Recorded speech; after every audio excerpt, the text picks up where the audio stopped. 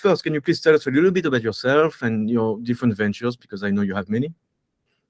So I grew up, in the music industry and working with artists. I then transitioned into education and then launched a education technology startup. And ever since then, I've been in the startup space for the last, now like going on 10, 15 years. And, my opportunity came right at the beginning of GPT technology. So that original private beta where they launched GPT-3, I was one of the few people selected as part of that, and the rest has been history, and as we see with GPT. The first GPT iteration was like, what, 3 years ago? Yeah, it was 3 years exactly. It was July 2020. So I got access that first week in July 2020. They asked me to be an ambassador, which means that I get to test all of the models, the future models that aren't released yet, give the company feedback, OpenAI feedback on models, and since then have grown to test models beyond just OpenAI. So I'm an AI artist, with Midjourney, and have tested other tools as well in the generative AI space around creativity as well. Mm-hmm. Yeah, can you tell us a little bit about Creative Ventures? Sure. Lab Ventures? Yeah, so Create Labs was started, at first was for social impact, to create opportunities to give, underrepresented, underserved, populations a chance to hold the technology in their hand that they only see on TV. So, you see like headsets behind me, like they see AR and VR and robotics and drones as just like a far off concept because no one is bringing it to them, and they don't have access to Silicon Valley or technology labs to go there in person.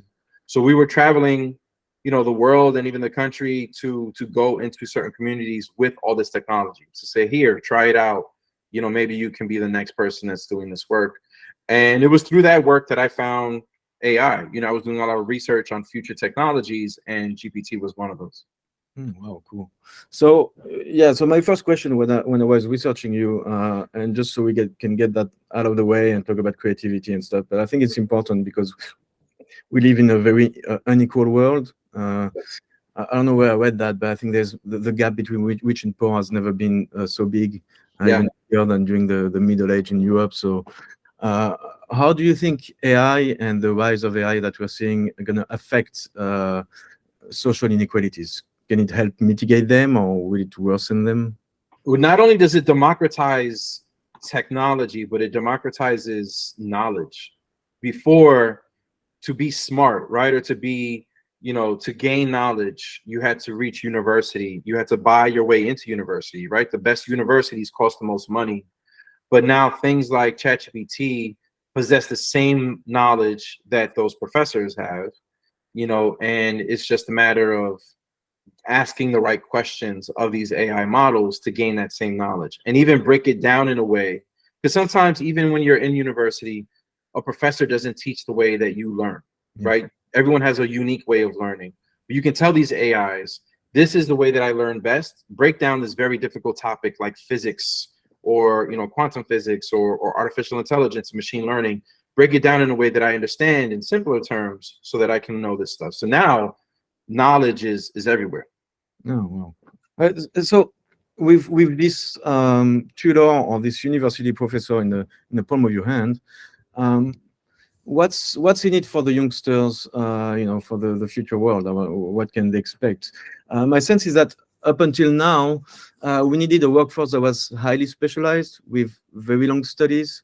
But now that ChatGPT or an AI can do the heavy lifting, it seems to me that it's perhaps more preferable to have a broad general culture, general knowledge, kind of like a Renaissance man in some sort.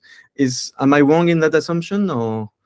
No, you're on target there, and I think there's another opportunity for people who thought the world belonged to people who code, right? So, oh, I missed my chance to learn how to code. I'm too old to learn now, so there's no future opportunities for me. With generative AI and what they call NLP, or natural language processing, nothing is done in code. It's all done in natural language.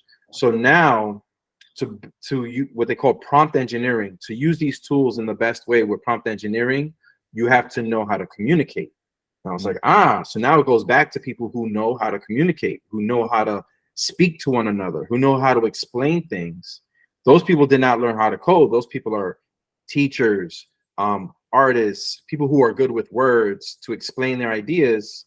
Now there's a new rising opportunity for them to become the prompt engineers. They know how to explain instructions in detail and know how to talk to the machine. But that takes a well-formed head, and for a kid who's going to school and deciding what he wants to do, I mean, there's always a trade-off with new technology. With television, people started reading less.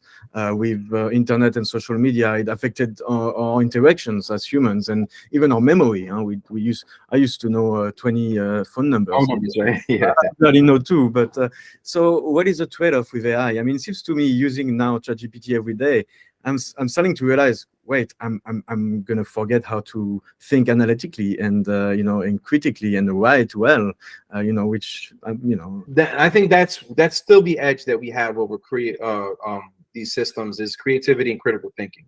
You still have to be the problem solver, because the more creative you use the tool in solving a problem, the better it will be.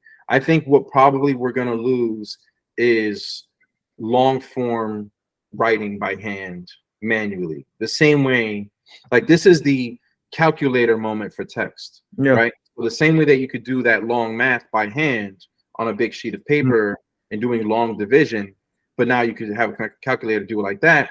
The same thing with writing an essay by hand for pages or typing something by hand.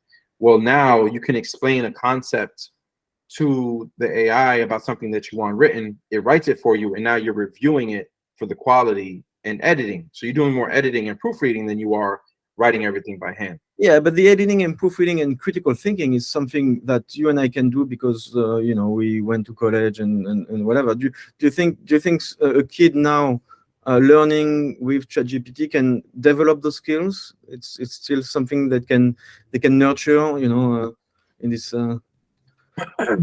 And in some ways, I mean, it can really do anything. So you just have to be self-aware enough to ask it to do that, to play that role with you, right? So if you're in a creative process with it and you're telling it like, look, I have the ideas, I have the vision, you just write it for me.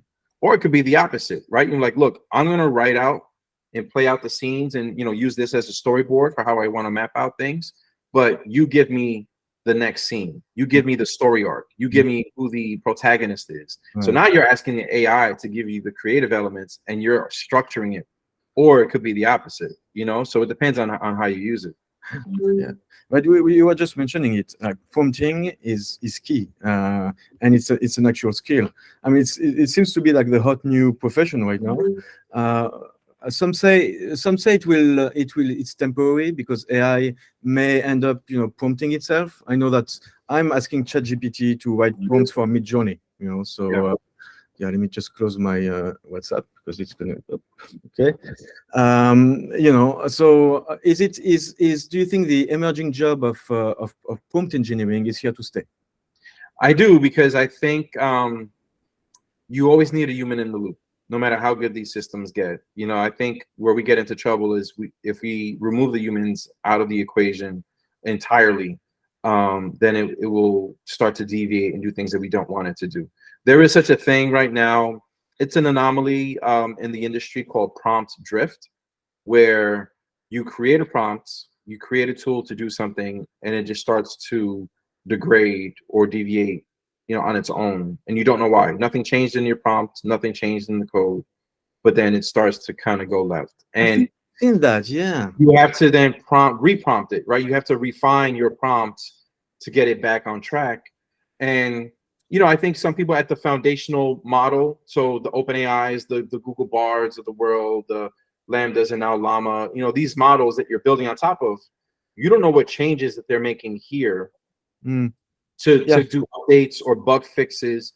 Any little bug that they fix here could totally undo the foundation of your prompt, right? So your prompt can stop working because they don't know what you built on top of it, and you don't know what they did over here. So And in the middle, nobody knows what's going on. Nobody knows what's going on. Yeah. So it's the prompting of your tool is going to be a living, breathing process that you have to maintain it and always go back. So do you think to that topic? Do you think we are going towards how do they call it? AGI? No, AIG. AGI, yeah, artificial general intelligence. Are we going to stay with like little components that have their own functions?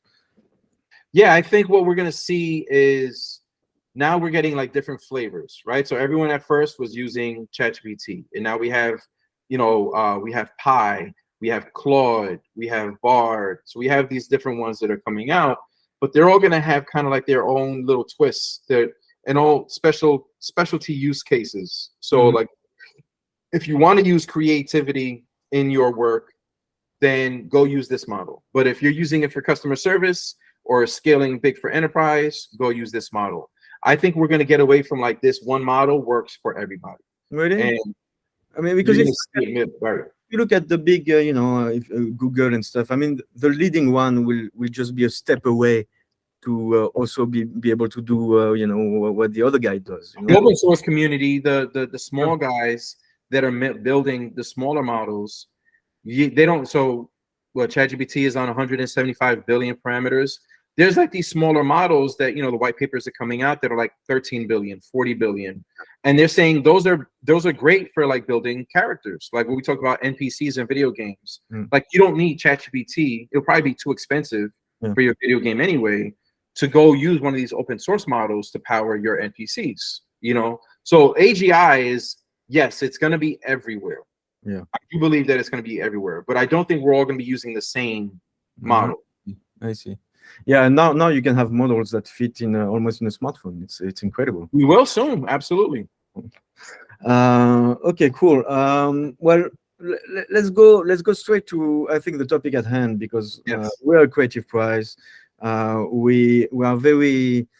I'm not going to say worried, but we are very attentive to what's going to happen with ChatGPT. And let me give you an example. Just before we had this conversation, I was on ChatGPT and asked him, okay, give me all the solutions, the creative solutions you can think of to avoid misplacing my keys.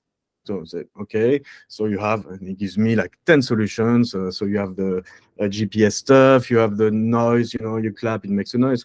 Okay, good. Now give me a creative solution for not losing your keys that was never thought of before. Okay, let's go with a fresh perspective. And he gave me the Keyguo. So Keyguo is basically a keychain made out of soil and with a seed. And if you lose your key outside, perhaps, it will go on the ground and a plant will grow out of your keychain. And so it's easier to locate. I mean, it's totally impractical, but you gotta give it to it. It's creative, right? Wow. It's an interesting concept, and that just came out in 2 seconds. I'm not sure it's going to win any award tomorrow, but gets to my question. To basically, I mean, we're all kind of worried. You can see the strikes with the SAG in Hollywood with the writer strike. Everybody's kind of concerned about what's going to happen. So, can an AI be creative, basically? What I was looking forward to, and I'm still excited for this space, is the democratization of being a world builder, right? The title of world builder we give to like very few people in this industry, like the James Camerons of the world with Avatar, check it out, the J.J. Abrams with his Bad Robot Company, right? George Lucas with Star Wars, like everything. Like, hold on, I got more. Ridley Scott with Alien. I'm a big fan of world builders. All around my room, I have the characters that people have dreamed up, right, and gave us through the industry. But we always wait on them to create their characters and give it to us. We're passive, right? We just sit there waiting for the next sequel or the next creation because they have a whole studio behind them to give them the resources to actually build the world that they've dreamed up. AI now is giving everyone the chance to dream up their own world, build that world, build the characters, build the stories, and now take the idea that that's been burning a hole in their head and put it out into the world. I love that opportunity for the independent creator whether you're a video game developer, an author, a movie, a movie producer, a showrunner, you can create your own products now and give it to the world. Yeah. Now, what I didn't want to happen, which is is going to be happening, is that the James Camerons of the world or the George Lucases of the world using these world building tools. That's not what it was meant for. You have every resource at your disposal. Don't use the tools that were there for the little guys to build their worlds, to use it to take shortcuts. So it's like it's in the wrong hands, I feel. Yeah, but James Cameron's world building needs to be just as good, or still be better than what I can do with an AI.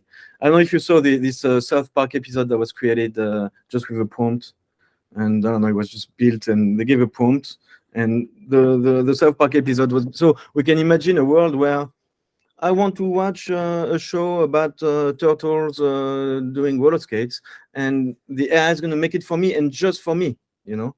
It's a bit scary. I mean, with this generation, so Gen Z, the younger generation is Gen Alpha. Like they're the on-demand generation. They don't want to wait for industry to create something for them. They want to make it for themselves. Like the AI Drake song, right? And music. I speak to record labels all the time about this for the music world. Is that they're not going to wait for an artist to stop being hungover and stop partying to go out there and make music. They're just going to make the songs that they want to hear. They're going to make the collaborations that they want to hear. They're going to just go out there and do that. And the same with movies and film. But can it be creative? Yes. I've done experiments where, for someone in the movie world, they were like, look, I want to generate more ideas to pitch, right? Because if it takes me 3 months to pitch an idea, can I pitch 10 ideas, 100 ideas in that same 3-month window to increase my chances of getting something picked up? So like, I want to generate one-pagers, like pitches, the treatments. So like, right, here are the actors, here's the timeline, give me the plot, give me the summary, or just generate, biopics, right? Movies are like historical figures that have not been made yet. Like, who are some historical figures? Here's the biopic, here's the actor, here's the budget. And it does it for you. For a biopic is perfect because they have everything on the person. Yeah. And it has everything on the person. It knows what movies have been made on historical figures. It knows what makes a good historical figure movie, a good biopic. And it's just like, just auto-generate biopic pitches all day. And it's doing that, but it's doing it on the collective creativity of us, right? And seeing maybe what works. Now, if you're telling it to think out the box, that key grow thing was totally out the box. Yeah, right. I didn't do anything like that. So that's a good example. I mean, I think it makes sense because there are many theories about creativity. Winning a creative prize, I'm interested in that. So I've been researching it for years, and a lot of recent theories are simply what's called conceptual blending. Is that you take concepts that are at first not related, and you just bang them together and emerges something new. Where the sum of its component supersedes so actually an AI who just has all of the knowledge of the world, it connects the dots. It's better at connecting the dots than we are. So it can make relationships that we would never even think of. So yeah, I mean, I'm with you on that it can be creative, and it's should I say worrisome for the industry? It's something to consider. I mean, maybe it's more time for creatives to do. Yeah, but I'm excited for the industry of what they could do with it, and I hear, I'm very supportive of the strike, and I'm watching the people who are striking, and I'm rooting for them because they deserve more, especially when it comes to royalties. But there is kind of like a double-edged sword there, because there have been moments in the past, even pre-AI, where background audiences, think of like the movie Gladiator, right, to fill up the whole like arena, where they just use CGI bodies. Like they didn't hire 1 million extras. It's all CGI, right? But now that you hear that, oh, I can do that with AI, they're fighting that. They're like, oh, it's taking extras jobs. So like, this isn't the first time computer generation or technology is used to replace extras, right? But the taking actors' jobs or extending actors' jobs. Like I always use the example, I want to watch Denzel Washington movies for the rest of my life. And if that means that, 5 years from now, 10 years from now, I'm going to be watching a CGI version of Denzel where he's back in his prime de-aged at 30 years old doing action movies again, I'm completely fine with it. I want to watch that all day, take my money.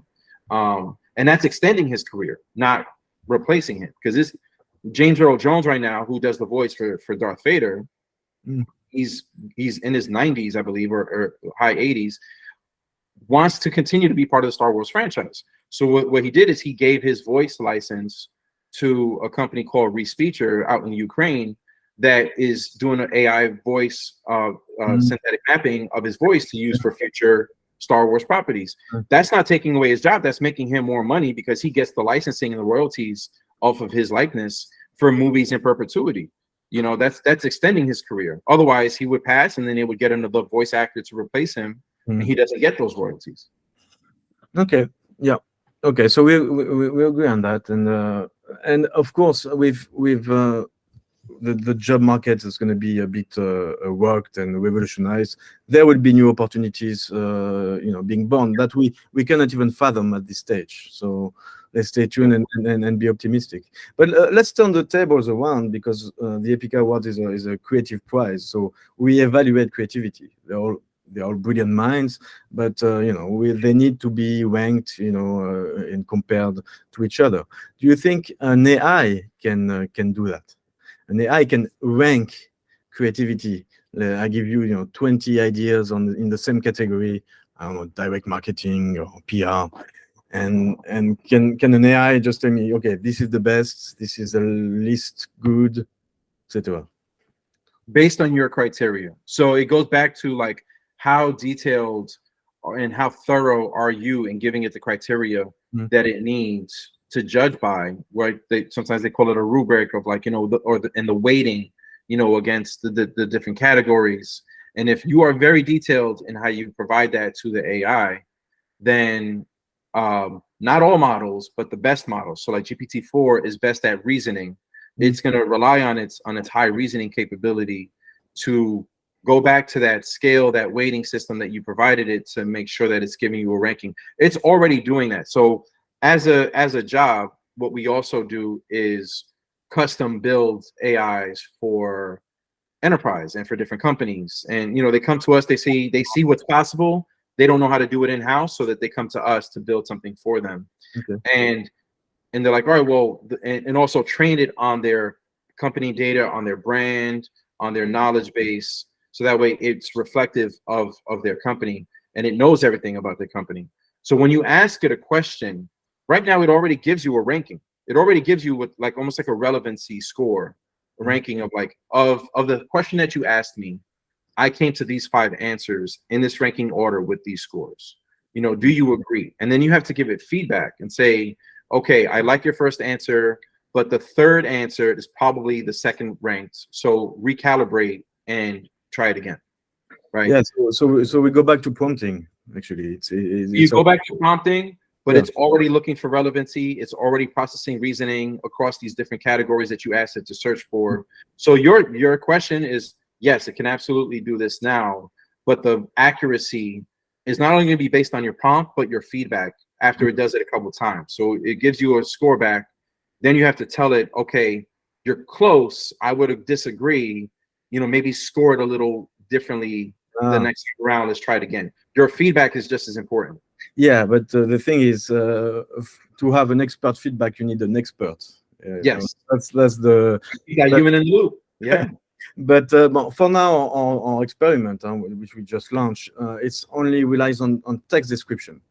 So it's GPT-4, and there's some. It's not all categories. It's not craft and stuff like that. But the categories where a creative idea can be explained in a few sentences or paragraphs. So we inject that into the API, into GPT-4, and we repeat the process, like you said, like over 50 times. So that way we're more reliable. Like we can average things, because there's something funny about ChatGPT. It never gives you the same answer twice. So it's really a number game. to average. But I dream of being able to do that throughout all the categories. But for that, we will need an AI that can watch a video and interpret, like a punchline, or why is it funny? Why now with security cameras they can see, there's a cat, but you're more in the know than I am. When can we see that arriving? A multimodal. Video is TBD. Videos is to be determined. I'm excited for what I've been seeing with papers, with video, but nothing at scale yet. But I would say, look at where we are, not even a year from the release of ChatGPT. So I would say within the year, you might see, video recognition software, even sooner for image. Google already released their vision model. In Midjourney right now, if you upload a picture to Midjourney, which is that art model, and you say hashtag describe, it can describe in detail that image as well. So we are getting closer. We're at the precipice now of what they call multimodal AI, and having it work across, different modalities. So I'm excited. But yes, you're maybe not this round, but maybe next year's you'll have all these categories done by AI. Can you ping me when yeah, I got you. Okay. Okay. We reached the end of our time, but just so we open it up a little bit, do we talk about the cataclysmic scenarios, the end of the world, the people who say that we're all going to die? Are you? So we didn't really talk about Clara. So Clara is my digital human partner. She's a global ambassador with me, and she has her own personality. She answers her own questions. I don't know what she's gonna say when she's on stage with me live in real time. But one thing that she did say to an audience that really stuck with us was that, she gets asked all the time, is AI gonna take over the world? And she says, look, AI is here to take away the things that humans weren't meant to do anyway, right? Humans weren't meant to sit in front of a computer for 8 hours working on a spreadsheet. AI is here to do the mundane tasks so that we can go back to being creative, critical thinkers, spending more time with family, spending more time outside, and doing things, that are humanity based, things that humans were meant to do. And you'll learn quickly, as you start to sift through all that, how much we're doing on a daily basis that a computer can do for you, but for the better, right? And like having you maybe upskill and retrain yourself to do things that are more person to person. How much of us are avoiding person to person contact to stay in front of a computer screen to do something that the AI is going to push you out the way and be like, you know what, the AI, I got this. You go outside. So it's going to be an interesting time. You're going to see a shift in skills, for better or for worse. But I think ultimately we're going to have to just accept that, AI is better at certain computer-based tasks than we are. So let's go in and go do something else. Okay. Yeah, well, that's reassuring. Maybe that's what Skynet would say, but no, I looked at Clara, and it is very impressive. I encourage everybody to check it out. Okay, so, well, thank you so much. Can we just end with maybe a word of advice for creative directors or graphic designer who just finished his or her school last year and is like, okay, what now? And also, please tell us, what you're up to and how we can follow you. Stay up to date with your activities. Absolutely. Well, you can always follow me on, what do we call it now? X instead of Twitter. I'm just Abran, right? I'm just first name Abran. Instagram and TikTok, I'm Abran_AI. Clara too is Clara_AI in those platforms. Create Labs is where you can find our work and what we're doing out in the world. If you are a creative company that are looking to integrate digital humans or AI into your creative workflow, you can always reach out and see the things that we've done. But as a creative, now I've been a rapper, I've been a spoken word poet, I've been a dancer, and now as an AI artist, it's enabled me to do things that I couldn't do because I didn't have formal training with a paintbrush, or I didn't have formal training with certain tools, but I always had it up here. So it's just giving me a new outlet. And I'm an ambassador right now. Still 100 million people later using ChatGPT. There's still only 7 original ambassadors. And I look around the room to those other ambassadors, and they're painters, they're poets, they're artists, they're musicians, they're producers. I'm looking around the room like, oh, we're all creatives in this room. What is it about creatives that are best positioned to use these tools? So don't run from it and think it's going to replace you. If you're a creative, you have the advantage. You have a step up against everybody else because of how you approach these tools and use it to further your work. So good luck, stay creative, and I'm excited to see what you make with this stuff.